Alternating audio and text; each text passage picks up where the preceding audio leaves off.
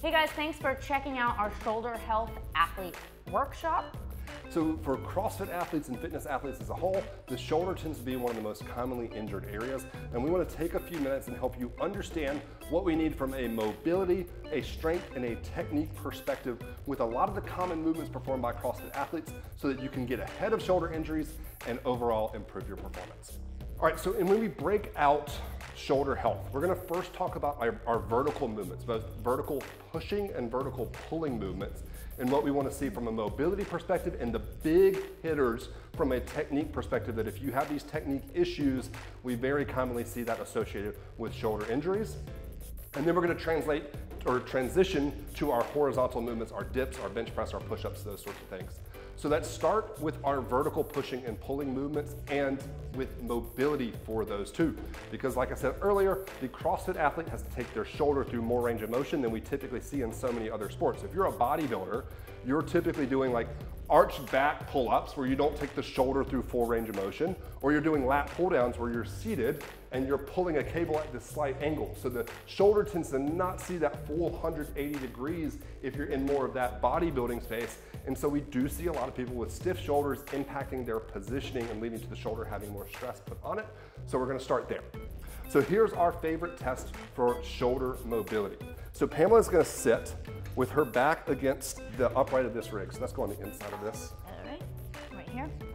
So she's gonna get her entire spine flat up against that. If you have a little bit of natural arch in your back and your back doesn't get completely flat, that's fine. What we want to do is use that as a marker for us not getting any compensation in the spine to reach for shoulder mobility that we don't have. So back's flat, her legs are crossed, and we're going to start with her palms down. This is test one, and this is the slightly easier test. We also want to control for how wide her grip is, because if we go wider, it becomes a little easier to open our shoulders up. We're going to go shoulder width. So when I'm looking at her from above, those arms are going to be parallel to each other.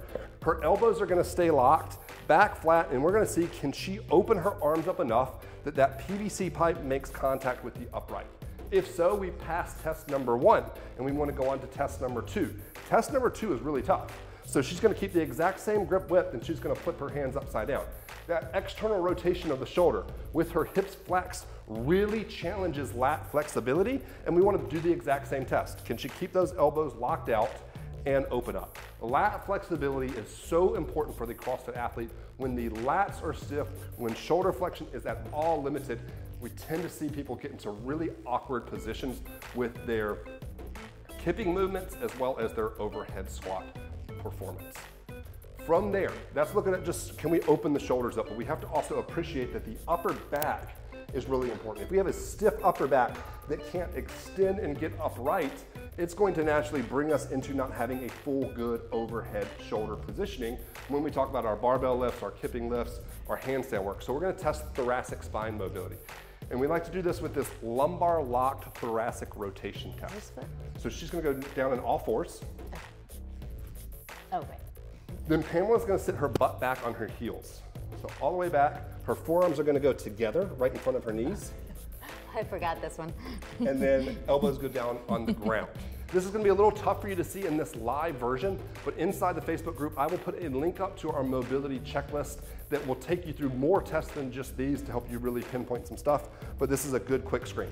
We're up against a box or a wall here because as she does this rotation that we're about to do, if we don't block this side bending, she'll get a false negative. It will let her body move through more motion than it actually really can in terms of pure rotation. And we want to test rotation both ways because if rotation is blocked, then extension will be blocked in the upper back. So butt's down on her heels, forearms are together right in front of her knees. She's going to take her left hand and put it behind her low back. She's going to then turn her head to the left and twist and rotate her spine up as far as she can go. And what I'm imagining is, if I'm looking at her from the camera, I'm imagining her collarbone being the line that I'm angling here. And I want to see that that collarbone can go from being parallel to the ground up to about a 50-degree angle. Pamela's made it well past that because Pamela is a freak when it comes to how much mobility she has, and she makes us all look bad. Don't compare yourself to that. Just see, do you get around 50 degrees of motion, and test that out on both sides. If that is limited, then you definitely want to jump into thoracic mobility overhaul. That will pay off huge dividends in all of your movements, from your squat technique to your overhead pressing, to your gymnastic skills, to relieving neck, low back, and shoulder pain. So make sure your upper back moves really well. That's where we're starting from a mobility perspective, is those two big hitters. Now let's dive specifically into a couple of the movements and some of the technical things that are so important. And we're gonna kick that off by looking in general at kipping mechanics and the things that we see that protect the shoulder and the things that we see that make the shoulder a little bit vulnerable. All right, so basically as we move through the kip, right, we want to be able to have some rotation in the shoulder, some flexibility, mobility. So as I move through the kip, I'll have Zach kind of talk about what the shoulder's really doing as I move through it. All right. All right, so from a shoulder perspective, what I want you to just notice is that that shoulder is opening and closing, and she's really in control of this motion with her shoulder and her core. I like to cue people to imagine taking that pull-up bar and throwing it to the ground in front of you, and then throwing it to the wall behind you to really have them emphasize that motion coming from and being controlled by the shoulder. Then you're also gonna see that she goes from a hollow position to an arch position. And it's key that this is core and shoulder focused, not hip focused, which is the big issue that we see individuals do. And let's talk about the initial positioning of getting ready to swing. So if we see an athlete with like a lazy hang and we're swinging very low, we're not activating the right muscles. And as we come down into a kipping pull-up, we might jar, or a butterfly pull-up. And obviously with you, you'll be able to know, but just by watching an athlete, why they might be having pain because they're not staying in that active hang position at the bottom. So to test the active hang, you're really looking at somebody from the front, and we just want to see that there is space between their ear and their deltoid. When that space is closed down, they tend to be hanging out on more passive structures in the shoulder. When they open that space up, we get all the muscles around the shoulder and the shoulder blade to activate to protect the shoulder from just hanging out again on passive structures. So we want to be active, we want it to be core and shoulder generated. Do you want to demonstrate some of the mobility, like the issues that are caused by lack of mobility in the kip that you see? So there are two big things that I tend to see when somebody lacks shoulder flexion mobility in the kip. The first one is, as they go from the hollow to the arch position, I can't demonstrate this because I'm actually fairly mobile in the shoulders, but it's pretty obvious when you see this one. You'll see somebody open their shoulder up and they just run into a brick wall. And you're like, why do you not have more of an arch position than that? And why does it so quickly and abruptly stop? That's a good demonstration. You'll see that it gets slow at the end. When somebody's actually really stiff, it will be even more aggressively stopped at in range there. And that's just robbing them of getting to this position where they're fully opened up and they can snap back more aggressively. So those stiff shoulder people are not only every rep just jamming their shoulder into in range, but they're also missing out on that recoil effect that we get. The second thing that we see is some people recognize that when they hit that stiff wall, they're missing out on more motion to help recoil them. And so they'll try to make up for that by bending their elbow and dumping their shoulder forward. When we bend the elbow, we take it out of a little shoulder flexion, and when we dump the shoulder forward, we internally rotate the shoulder. So you'll see that elbow bend as well as that big elbow rotation happening as Pamela opens and closes. It does not feel very good. The shoulder does not like to go through a lot of rotation as we're dynamically moving back and forth. What happens when you bend the elbow and internally rotate, you put slack on the lats. So remember, we tested that earlier, legs crossed, palms up. If you failed that test, we're very likely to see that bent elbow position as you go into the arch position of your kip. And I very frequently see this in my physical therapy clinic, showing up as anterior shoulder pain anytime people do high volumes of kipping-based movements. I think the final thing to discuss from this is let's go back to the kip being core and shoulder generated, not hip generated. So we'll see a lot of people that instead of going into a hollow and arch position, will you show us hollow and arch again, Pamela? Notice how ribs open and close, ribs and pelvis. What we'll see some people do is pike instead. So now you're seeing her hip flex a lot.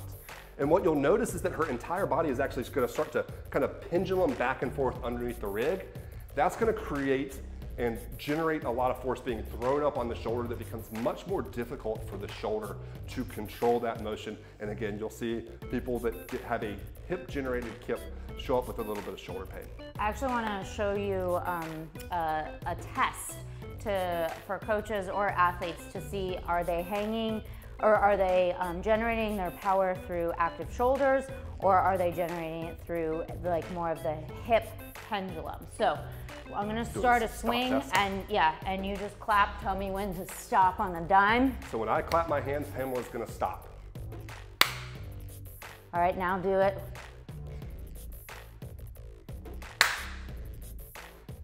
So I have a much harder time, and that wasn't even a big pendulum swing, much harder time because I'm not controlling the swing through muscles, I'm just using momentum. And when we are generating power through skills like pull-ups and toes to bar and bar muscle-ups, we want to be able to have full control for good shoulder health. Absolutely.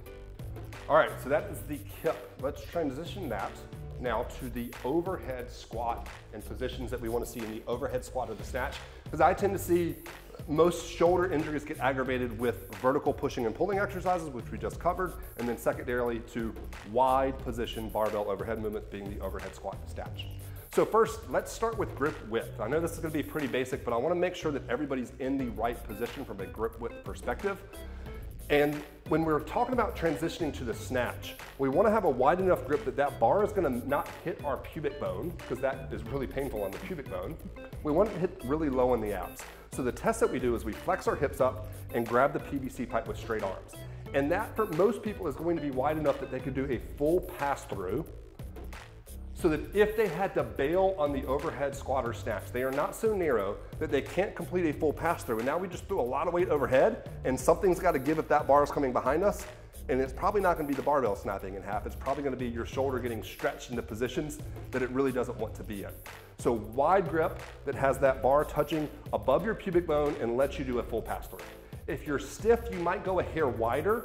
If you're super, super mobile, you'll see some athletes from an overhead squat perspective being a little bit more narrow, ties the shoulder up a little bit more, and will give them a little bit more passive stability. But in general, we're gonna start here because we overhead squat to get us prepped for loading the snatch more. So I prefer that my athletes overhead squat with the same grip width that they would snatch with. The next big thing we want to set in place here after we talk about our grip width is we want to look at shoulder rotation when we're overhead. And this is a really controversial topic. You'll hear a lot of opinions on this. If you go to the CrossFit Level 1 course, they'll have you turn your palm out and hold a PVC pipe with your shoulder externally rotated. And you'll in general hear most United States-based Olympic weightlifting coaches discuss in the overhead squat and snatch trying to externally rotate the shoulder. And then you'll hear arguments against like Chinese weightlifting coaches who often talk about internally rotating the shoulder.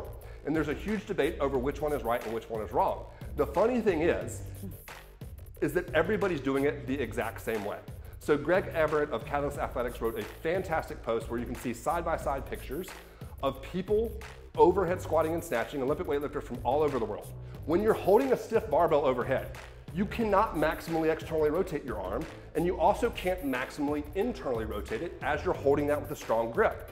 So what ends up happening is that people end up hanging out somewhere in the middle ground of their shoulder rotation as they overhead squat. And the key is that the amount of rotation that they start with is what they end with. Similar to the kipping pull-up, where Pamela was showing that bent arm, like dumping the shoulder forward. When somebody overhead squats, I don't want to see their shoulder dump forward.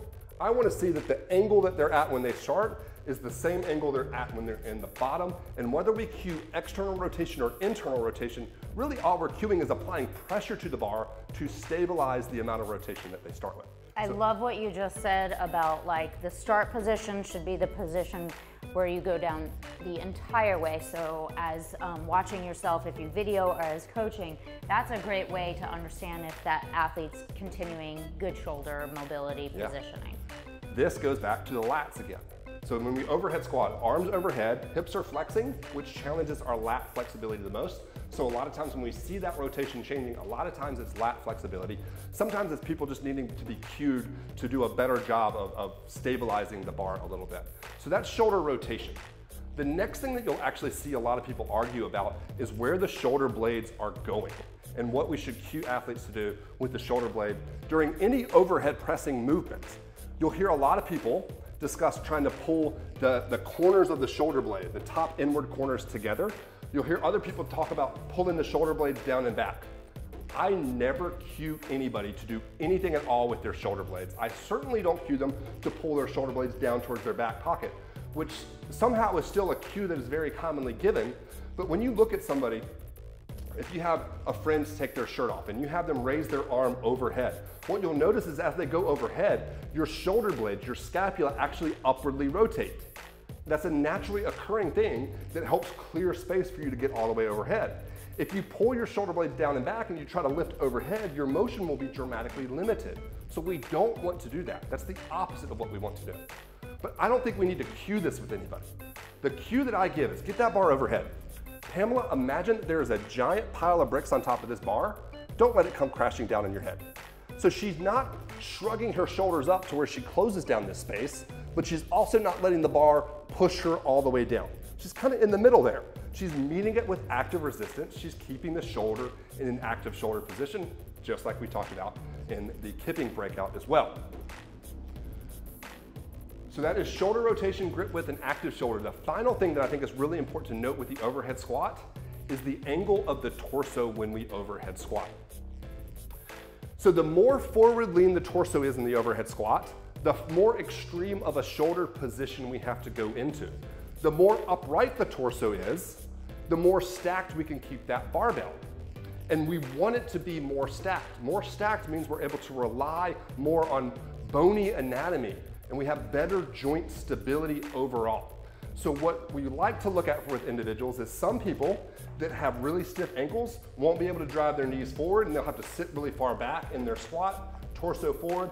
That puts a lot more stress on their shoulders. Sometimes it's people that have overemphasized the cue of sit back, which used to be like the huge, most common cue given in the squat. And we would see individuals always squat by basically doing a hinge first and then squatting down, which obviously if we overemphasize the hinge, we immediately drop our torso forward and we can't stabilize a load near as well.